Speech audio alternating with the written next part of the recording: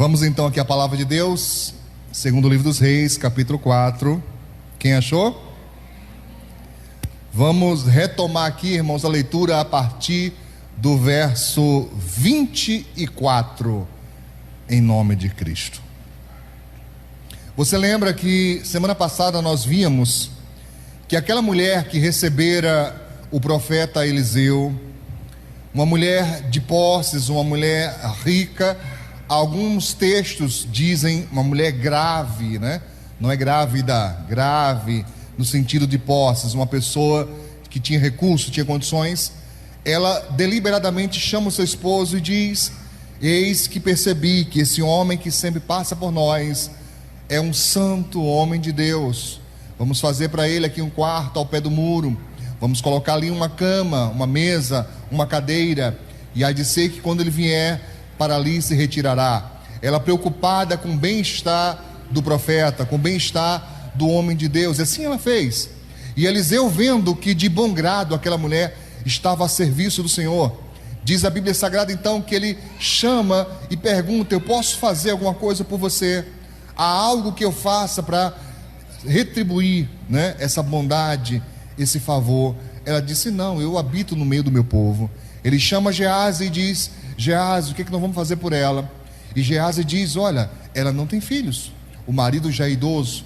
Então ele chama essa mulher mais uma vez e diz: olha, daqui a um ano, no tempo da vida, ou seja, no tempo da gestação, você vai ter um filho. E ela disse: meu senhor, não mintas a tua serva. Mas ele confirma: você vai engravidar. E assim aconteceu conforme a palavra do homem de Deus. Ela engravidou, teve a criança, e passado alguns anos, a criança estava com seu pai no campo. E diz a Bíblia Sagrada que lá no meio do serviço, ele grita e diz: ai, minha cabeça. E o pai, vendo que era algo grave, manda que os servos levem a criança de volta para a mãe.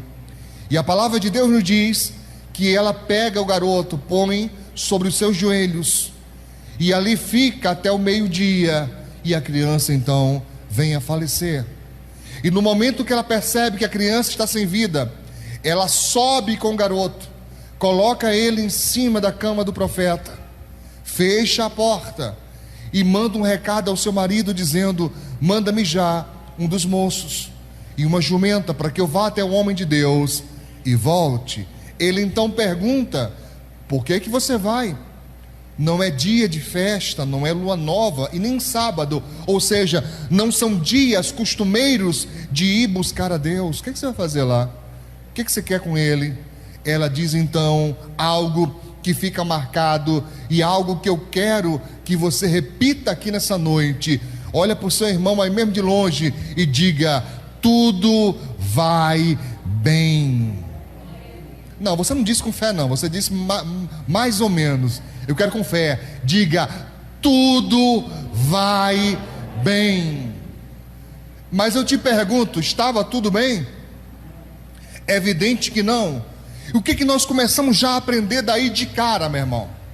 Que quando você tem, quando você mantém, quando você nutre dentro do seu coração uma certeza, uma fé, uma convicção, os fatos, repito, fatos, mesmo concretos, não anulam a sua fé, não anulam a sua confiança em Deus. Eu sei e creio que há coisas que estão sob o controle de Deus, a direção de Deus, e por sua vontade, muitas vezes, aquilo que nós queremos, Deus não quer. E aquilo que nós não queremos é exatamente o que Deus quer. E nesses casos, sempre vai prevalecer a vontade de Deus. Por que razão? Porque Ele é Deus. Diga para o seu irmão aí: porque Ele é Deus. Ele é Deus e não deve satisfação a ninguém. Amém? Mas em muitos outros casos, o que falta é uma disposição de fé, um desprendimento do natural. sabe, uma saída do que é comum, porque coisas, atenção a isso, coisas sobrenaturais só são alcançadas com a fé sobrenatural. Repito, coisas sobrenaturais só são alcançadas com a fé sobrenatural. Por que fé sobrenatural, pastor? Porque existe a fé natural, todos nós recebemos ela. Se você não tivesse nenhuma parcela de fé, nem aqui você estaria. Você só vem aqui porque há uma parcela de fé no seu coração. Imagine só, se você desconfiasse que ao sair de casa você seria morto, atropelado, não estou ouvindo nenhum tá amarrado, morto, atropelado, assaltado no meio do caminho, você saía? Se você tinha certeza que ia acontecer mal no caminho, você saía? Não, você só saiu por quê? Porque você tinha certeza que ia chegar bem. Por isso que você entra no ônibus, por isso que você entra no avião, é uma certeza que vai completar a sua trajetória. Mas essa é uma fé natural, é uma certeza natural que todos nós temos, amém? A criança mais ainda. Por exemplo, está aqui, eu acho que o menor está entre Caleb e Joseph, né? Esses dois estão mais ou menos no mesmo top aí. Você pega uma criança desse tamanho e alguém, quem essa criança confie, se ela estiver em cima do muro e você estende as mãos e fala, pula, o que ele faz? Hein? Ele pula. Se ele tiver confiança nessa pessoa, ele, né? Mas pula, porque confia em você. Ao passo que a pessoa adulta, meu filho, você convencer ela para dar um passo de fé, como diz aqui em Natal, dá nó, porque você fala, vai dar certo, Deus é contigo, vai acontecer, mas a pessoa resiste à própria fé. Você compreende o que eu estou dizendo? Entende o que eu estou dizendo? Sim ou não? Então, essa mulher começa a demonstrar aqui de cara uma pessoa de, primeiro, anote, sabedoria, porque ela não comunica ao seu esposo a gravidade da situação, creio eu, por saber que se ela diz para o homem lá, já era velho, já era idoso, o menino morreu, o homem podia morrer lá também. E quantas vezes você faz essa mesma escolha? Suportar uma carga pesada, porque sabe que se contar para outro, é possível que aquela pessoa não suporte. Ah, se você pudesse olhar espiritualmente falando nos ombros do seu irmão, mas dá uma olhadinha nos ombros naturais aí, você não tem ideia da carga que essa pessoa carrega. Você olha assim, você não tem ideia, irmãos, do peso que é ser. Por isso a minha insistência em pregar, ensinar e dizer, só sabe quem passa. Fora disso é conjectura, é achismo, é pensamento. Só sabe quem passa. Se você não passa igual que a pessoa está passando, você não sabe, você supõe. Você pode ter uma coisa que tecnicamente nós chamamos de empatia, é tentar se colocar no lugar do outro, mas é uma tentativa, é no máximo uma proximidade, é no máximo você tentar compartilhar a carga da pessoa, mas saber exatamente como é, ninguém sabe, só você que sabe como é. Entende o que eu estou dizendo? Mas nos esquecemos disso muitas vezes. Hoje é culto da família, e quantas vezes na própria família isso acontece? Nós não temos dó da dor do outro, nós não temos um pingo de pena do que o outro está passando. E tem coisa pior do que isso, tem gente que nem percebe, tem gente que nem chega a perceber a dor do outro, a aflição do outro. E tem pior do que isso, e eu não vou nem me aprofundar muito, tanto pior, você vai até se assustar, mas tem pior. É quem sabe, quem percebe e não liga. Não está nem aí para a dor do outro. O outro que se arrebente para lá. Não é comigo, meu filho, estou nem aí. Mal sabe essas pessoas que a vida, anote, é uma roda gigante. Ela sempre gira. Sempre. Hoje você pode ser acusador. Amanhã você pode ser acusado. Hoje você pode ser o zombador. Amanhã você pode ser aquele que é zombado. Por essa razão nós deveríamos ter muito cuidado com as nossas ações, atitudes. Já preguei aqui algumas vezes dizendo, irmãos, a vida é tão engraçada que muitas e muitas vezes aquilo do que você acusa o outro, um dia você pode fazer pior. Você entendeu o que eu falei?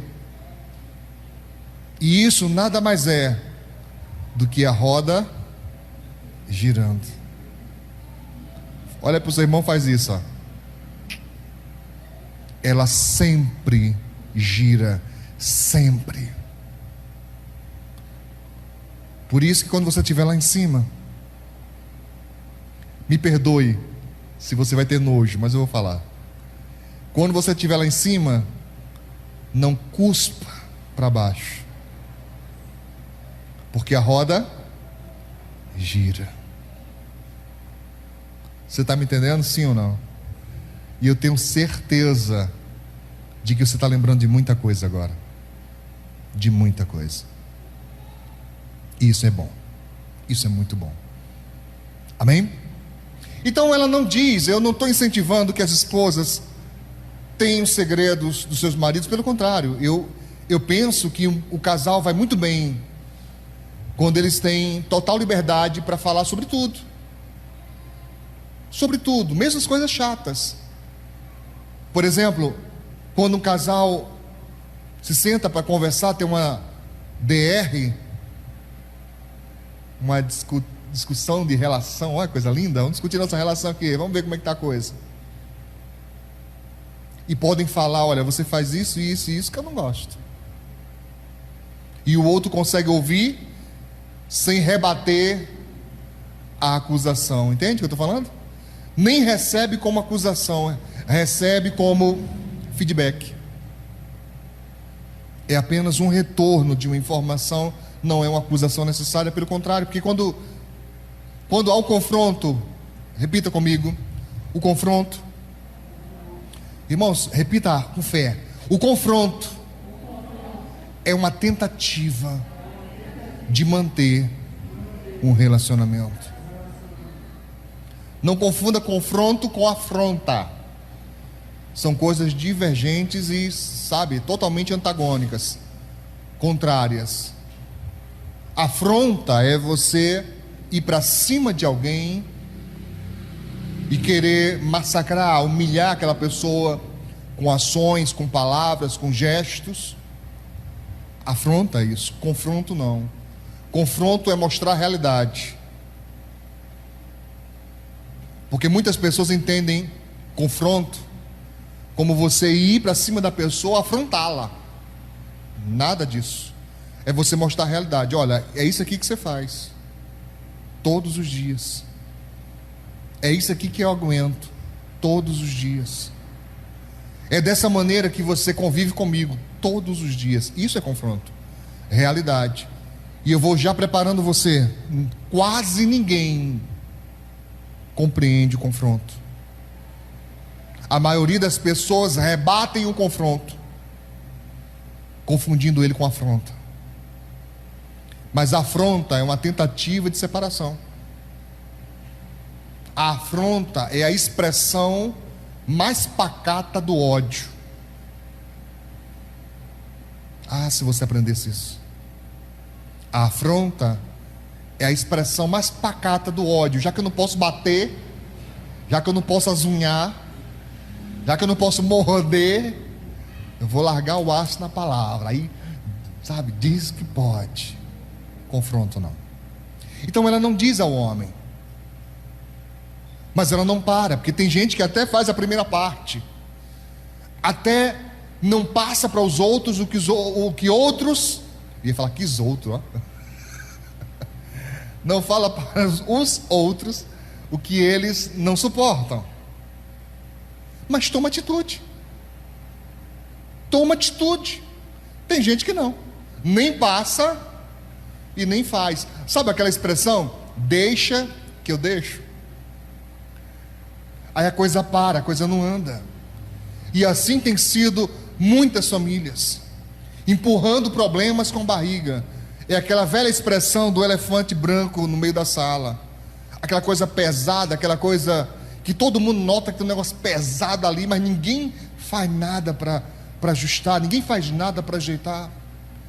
E alguns confiam num tempo. Eu ouço tanto isso. Gente dizendo, não, com o tempo isso melhora. Já ensinei aqui, repito hoje. Sim, há pessoas que envelhecem como vinho. Eu nunca tomei vinho na vida, mas ouço muitas pessoas falarem que quanto mais tempo, o vinho se torna melhor, de melhor qualidade. Só que há pessoas que envelhecem como vinagre, que quanto mais tempo, mais azedo fica. Então não é o tempo, você não pode deixar na mão do tempo. Não, com o tempo isso se ajusta, com o tempo se ajusta coisa nenhuma. Com o tempo pode piorar. Porque você vai empurrando com a barriga, não, depois eu falo, depois eu ajeito, depois eu resolvo, depois, e aquilo vai aumentando de carga. O que era um problema se torna dois, o que eram dois se tornam quatro, o que eram quatro se tornam oito. Eu vou parando por aqui mesmo. Entendeu? Sim ou não? Sim ou não? Ela não comunica para o marido, porque tem medo do marido ter um problema lá no trabalho, mas ela toma atitude. E qual a primeira atitude que essa mulher toma? A primeira: vou buscar a resposta em Deus. Irmãos, já que vocês não estão sendo gravados, só eu, responde aqui para mim, fala a verdade. Na igreja não pode mentir não, amém? Nem lá fora. Escute, fala a verdade, viu? Levanta a mão. Levanta a mão. Quem Deus não foi a sua primeira opção? Você tentou resolver sua vida de outras formas, Deus foi depois. Levanta assim a mão. Tem vergonha não? Levanta.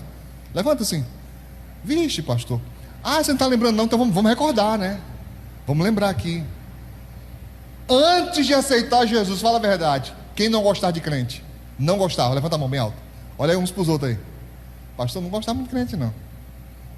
Pensa na coisa que eu tinha raiva quando as pessoas vinham me chamar para ser crente. Principalmente antigamente, nas décadas de 70, 80, 90, que os irmãos eram mais, como é que eu diria? Impetuosos. Meu irmão, pregador começava a pregar aqui, quando dizia assim, é a hora do apelo, os diáconos já saíram no meio do povo, meu irmão. Agarrava no braço de um e dizia, vamos aceitar Jesus? Vamos aceitar Jesus? Vamos, e a pessoa ficava meio assim, não, irmão, eu vi, eu era pequeno, eu lembro, eu vi quantas pessoas aceitaram Jesus, quase fosse. Porque o diácono pegava no braço e dizia, vamos, e a pessoa ficava com vergonha de dizer, não, você não quer Jesus? Não, quer não, e a pessoa ficava meio assim, quando pensava que não estava lá na frente, aí o diácono ficava ao lado dele, levanta a mão. Claro que os irmãos faziam aquilo na inocência, e principalmente cheios de amor pelas almas, queriam que elas fossem salvas. Dos anos 90, 2000 para cá, as coisas foram mudando. A maioria das igrejas são como nós aqui hoje, a gente não força ninguém, não constrange ninguém, deixa a pessoa ir ouvindo a palavra, daqui a pouco ela mesma toma a decisão, quer aceitar Jesus. Em algumas ocasiões, até eu mesmo faço o apelo aqui, mas não é sempre, não é todo dia. Mas sempre há pessoas querendo entregar sua vida a Cristo. Entendeu o que eu estou dizendo? Entendeu o que eu estou dizendo? Sim ou não? Mas a pessoa tinha raiva de ser de crente. Tinha gente quando falava assim, vamos para a igreja, a pessoa lembrava, vixe, vai ter uma pessoa lá agarrando no meu braço. Vou nada. Segunda pergunta, quem nunca, naquela época, nunca, se alguém dissesse, olha, um dia você vai estar na igreja, com a Bíblia na mão, chorando e dizendo aleluia. Você diz assim, você está doido. Eu, igreja, Bíblia, não é para mim nesse negócio não. Levanta a mão assim. Pastor, não imaginava nunca, naquela época do mundo, nunca, imaginava nunca. Pois é, irmãos. Ela toma Deus como a primeira porta a ser batida. E isso faz toda a diferença. Porque tem gente que diz crer em Deus. Pergunta aí, seu irmão, você crê em Deus, meu filho? Crê em Deus? Crê em Deus? Crê mesmo? Diz crer em Deus, mas é a última porta que bate. A última. Quando nada mais funciona. Aí a pessoa vou, né, para tentar, né? Custa nada, né? Aí vai tentar com Deus. Eu estou falando de gente que na igreja, viu? Eu não estou falando mais das pessoas que não conhecem Jesus. Eu estou falando de gente da igreja, gente que se diz crente, mas quando entra numa adversidade, quando entra num problema, não coloca Deus em primeiro lugar. Não coloca, sabe? Ou resolve a sua maneira, da sua forma, certo? Mas não coloca Deus. O que está acontecendo, irmãos? Então aqui a mulher, o que ela faz? Ela coloca Deus em primeiro lugar. E ela diz, eu vou lá falar com o profeta, eu vou lá falar com o homem de Deus. Lembra daquela passagem que Josafá diz? Crede no Senhor vosso Deus, estareis seguros. Crede nos seus profetas e prosperareis. Ele diz, vamos aqui, versículo 25. Essa introdução foi longa, mas vamos aqui, vamos correndo que vai dar certo. Diz aqui, verso 25: partiu ela, pois, e foi ao homem de Deus ao Monte Carmelo. E sucedeu que, vendo-a, o homem de Deus de longe, disse a Geazi, seu servo: eis aí a sunamita. De longe ele percebe que ela está vindo até ele, e diz: olha aí a sunamita. Agora, pois, corre ao encontro e diz-lhe: vai bem contigo, vai bem com teu marido, vai bem com teu filho. E ela disse, vai bem. Eu vou fazer uma pergunta difícil, irmãos. Cuidado com a resposta. Cuidado com a resposta. Eliseu chama o seu obreiro e fala: vai até ela, corre, não espera nem ela chegar. Eu estou preocupado. Já estou preocupado. Vai até ela e pergunta a ela se vai bem com ela, vai bem com o filho, vai bem com o marido, os três. Ele pergunta pela família: vai bem com eles? Geazi chega lá e pergunta. O profeta mandou perguntar: vai bem com você? Vai bem com o teu marido? Vai bem com o teu filho? A resposta dela: vai bem. E a minha pergunta é: ela falou a verdade ou mentiu?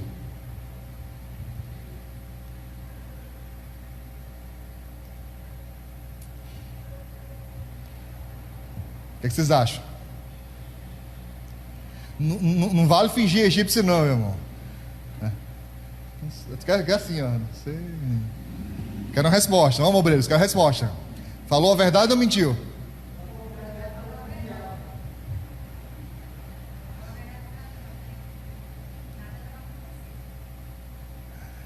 Quase isso.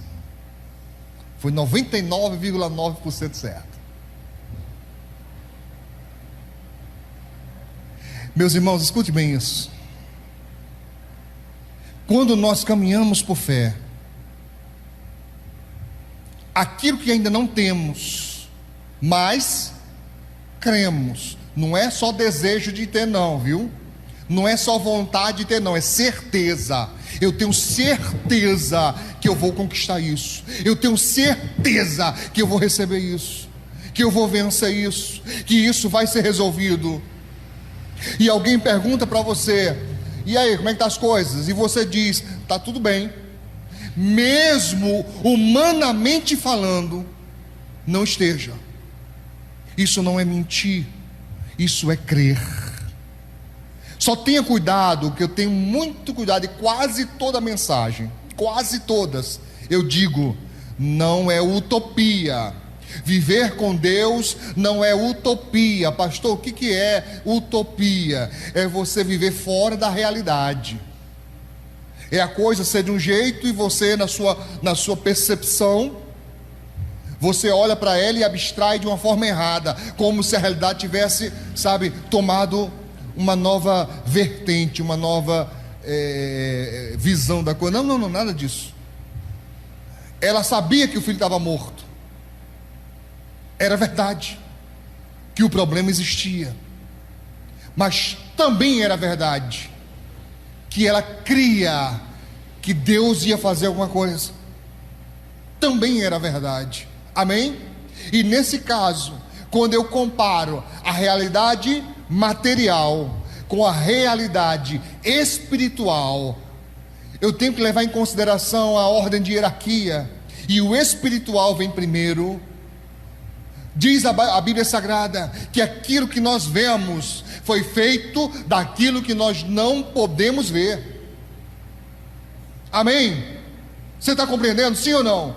Então ela estava caminhando por fé, e na caminhada de fé, escute isso e atente, você tem que manter uma firmeza. Se você sai de casa dizendo está bem, no meio da rua você não pode mudar, no meio da trajetória você não pode mudar. Tem gente que começa bem, irmãos, tem gente que começa crendo, tem gente que começa confiando em Deus, mas no meio do caminho começa a mudar, no meio do caminho começa a desviar o seu direcionamento espiritual.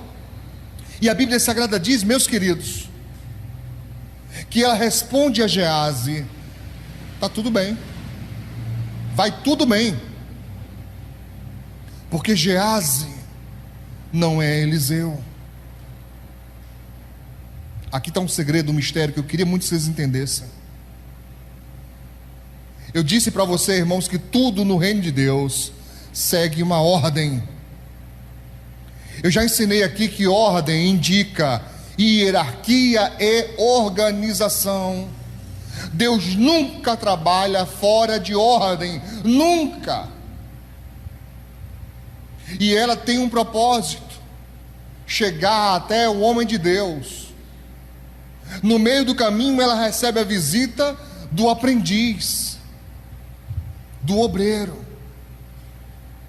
Mas o obreiro ainda está sendo treinado, e o propósito dela é falar com Eliseu. Eu não estou querendo insinuar com isso que o obreiro não tenha fé, que o obreiro não tenha unção de Deus. Eu não quero insinuar com isso que a pessoa que não é pastor não é de Deus. Não é isso que eu estou dizendo, não. Mas eu estou dizendo para você que ela tinha um propósito: chegar até Eliseu. E se não chegou até Eliseu, então não é hora de me derramar. Se eu não cheguei até o propósito, não é hora de eu rasgar o meu coração no meio da rua.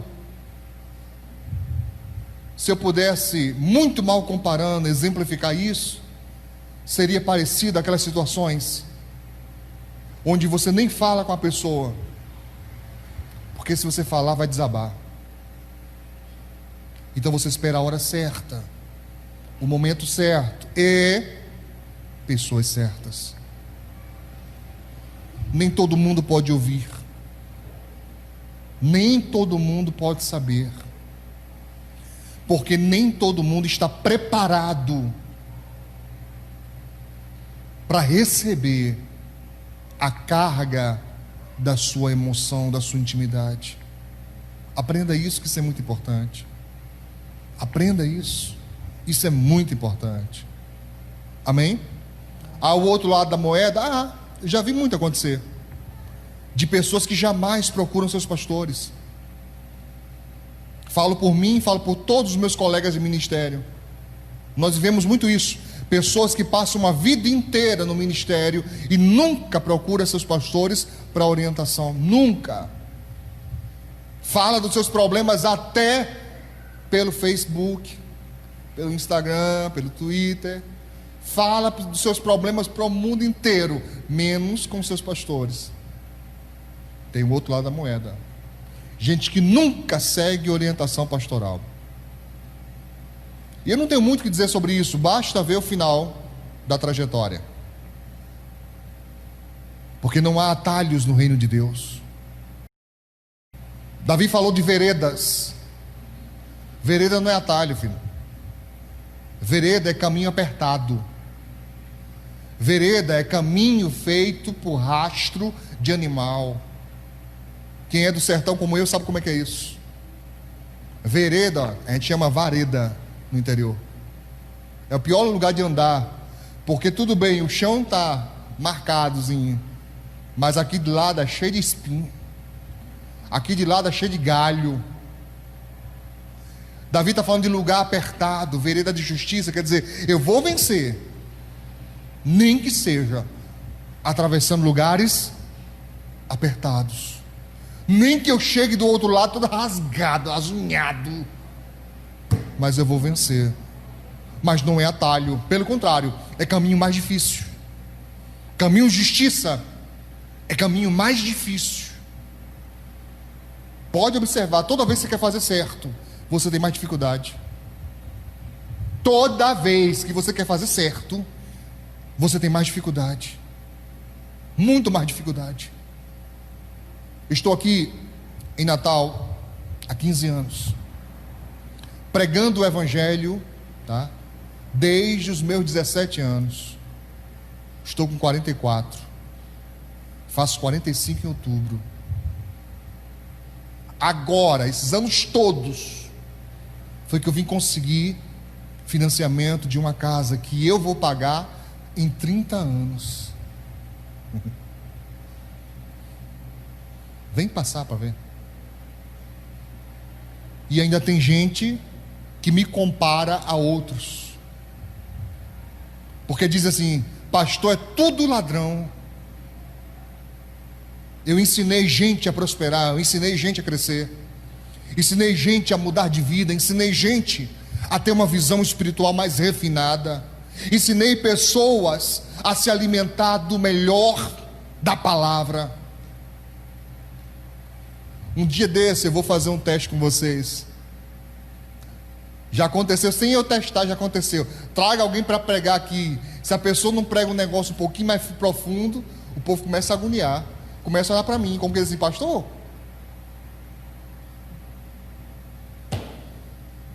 um dia desse eu falando com a pastora, o povo está bem mal acostumado, né? Se tiver só uma passagemzinha bíblica, o pessoal está acostumado com o negócio mais grosso, né? Está acostumado com o negócio mais denso. Mas isso tem custo, irmãos. Isso tem um custo. Amém? Estou falando isso porque essa semana mesmo eu ouvi pessoas chamando de pastor de ladrão. Eu, no caso. Pastor ladrão. Tudo ladrão. Porque nós estávamos fazendo a campanha. Aí tem sempre um engraçadinho que eu não passo para vocês muito não, mas tem. Ó, outro ladrão aí querendo roubar o povo. Roubar o povo? Mais de 30 anos de serviço. Você está entendendo? Sim ou não? E ela tem um propósito: vou chegar no nome de Deus. O próprio Eliseu manda Gease, mas ela não quer saber disso. Ela quer chegar no propósito dela. Vamos adiante. Diz a Bíblia Sagrada: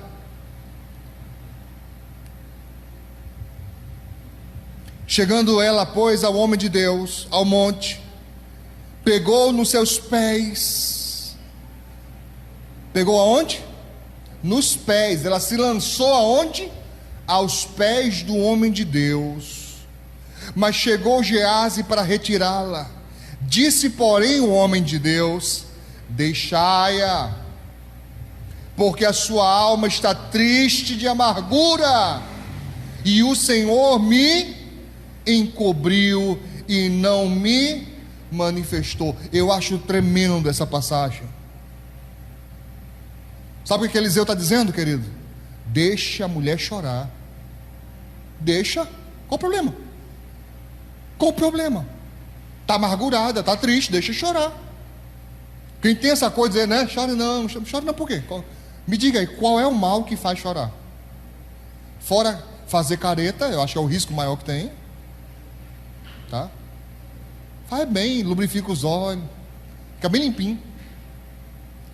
Bota a pressão para fora. Não tem problema de não chorar não, meu filho. E adendo aqui, viu? Adendo. Homem também chora, viu? Não acredito nessa coisa que o homem não chora não. Chora. Só que uns choram para dentro, escondidos. Isso é a pior coisa que você pode fazer com sua alma, porque isso tem custo. É como se você estivesse tirando lascas da sua alma, segurando o choro, porque homem não pode chorar. Chora, meu irmão, bota para fora isso, bota para fora. E o melhor lugar para fazer isso é aos pés do Senhor Jesus. É o melhor lugar. Derrama, chora até acabar. No outro dia chora de novo, e depois chora de novo. Depois de um mês, 2 meses, se ainda estiver chorando, a gente vai ter que ter uma conversa, que aí está ficando perigoso. Mas tem problema, entendeu? Compreendeu, sim ou não? Ele diz, deixa a mulher, rapaz, deixa ela. Ela está amargurada, está triste. E a coisa importante que aprender hoje: o Senhor não me manifestou, Deus não me revelou isso. Cuidado com profetas que sabem tudo, viu? Cuidado com profecias que revelam toda a sua vida. Aqui está se falando de Eliseu. Eliseu, um grande homem de Deus. Eliseu que realizou mais milagres do que Elias. Eliseu que mesmo depois de morto operou milagre através do seu ministério. Um homem caiu sobre os ossos de Eliseu, bateu lá, pulou fora vivo. O cara fazer milagre até depois de morto, meu irmão, é muita unção. Mas Eliseu confessa e diz, eu não sabia disso. O que você aprende com isso? O que é que você aprende com isso? Que ninguém, repita, ninguém, mais uma vez, ninguém sabe tudo. Ninguém. Um grande mal que existe nessa geração é não perguntar. As pessoas não perguntam, elas fazem suposições. Eu achei que você sabia. Eu achei que você queria.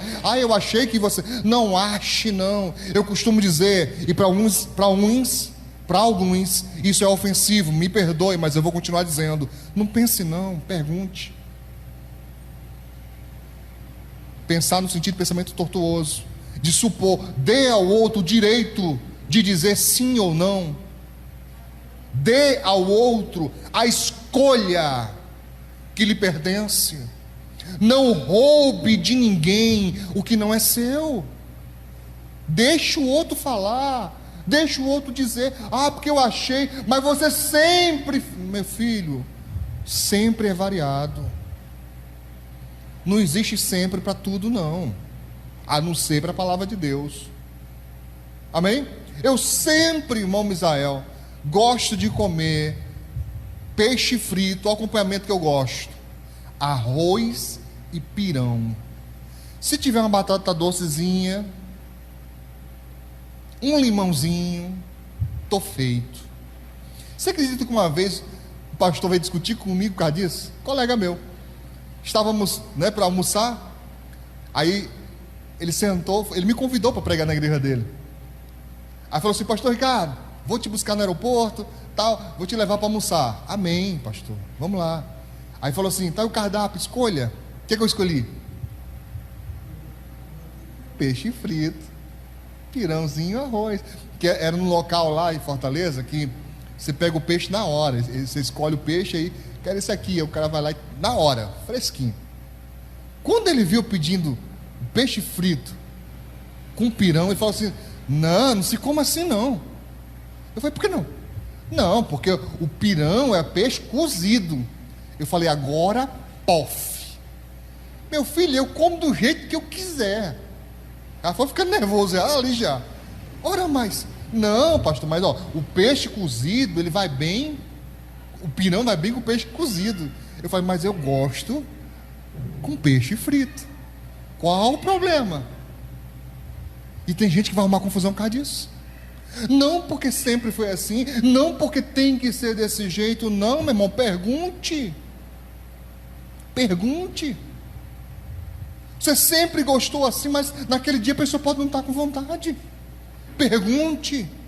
Não, a pessoa nunca ligou, mas agora pode estar ligando. Pergunte.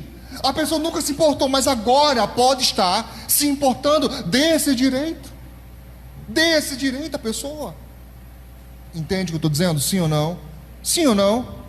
Então diz a Bíblia Sagrada, o profeta diz, não sabia. Então deixa a mulher aí descarregar essa carga. Deus não me avisou, Deus não me preparou. Será que Deus está dando alguma lição a Eliseu? O que é que você acha? Deus está dando alguma lição a Eliseu? Claro que sim. É Deus dizendo, filho, você sabe muito, mas não sabe tudo. Mantém o negócio aí tranquilinho, é para você saber que todo poderoso sou eu, onisciente sou eu. Você recebe muita revelação, mas eu não tenho obrigação de revelar tudo. Tem coisa que eu não vou te revelar. E daí? E daí? Amém? Amém? Não, mas eu tenho que saber. Não, mas eu tenho que fazer. Não, mas é porque é meu. Não, mas porque é eu que mando. Eu nem vou te contar alguns exemplos que são mais pesados de coisas que eu já passei, mas eu posso te dizer por experiência, meu irmão, Deus tem tudo sob controle. Basta crer, basta confiar, em nome de Jesus. Amém? Nós vamos parar por aqui. Na próxima quinta-feira nós vamos ver o que acontece. Eu sei que vocês já estão lendo já na frente já. Ai, pastor, não aguento não, a semana inteira de curiosidade, eu quero ver logo. Veja, mas a gente vai ter revelação de Deus aqui, daqui até o final dessa história, em nome de Jesus. Amém? Aplauda o Senhor Jesus bem forte. Glória a Deus. Aleluia. Glória a Deus. Deixa eu só dar um recadinho para o pessoal aqui da mensagem. Queridos, nós estamos com um propósito muito especial no nosso canal no YouTube, e estamos pedindo para as pessoas se inscreverem no nosso canal, pedindo para que elas compartilhem as mensagens. Olha, eu tenho certeza, um pouquinho do seu tempo, um pouquinho só, que você envia uma mensagem para alguém, já é uma sementeira que você está produzindo, e eu tenho certeza que vai ser bênção. Então não esqueça de fazer isso não, se inscreva no nosso canal e compartilhe as mensagens, que vai ser bênção em nome de Jesus.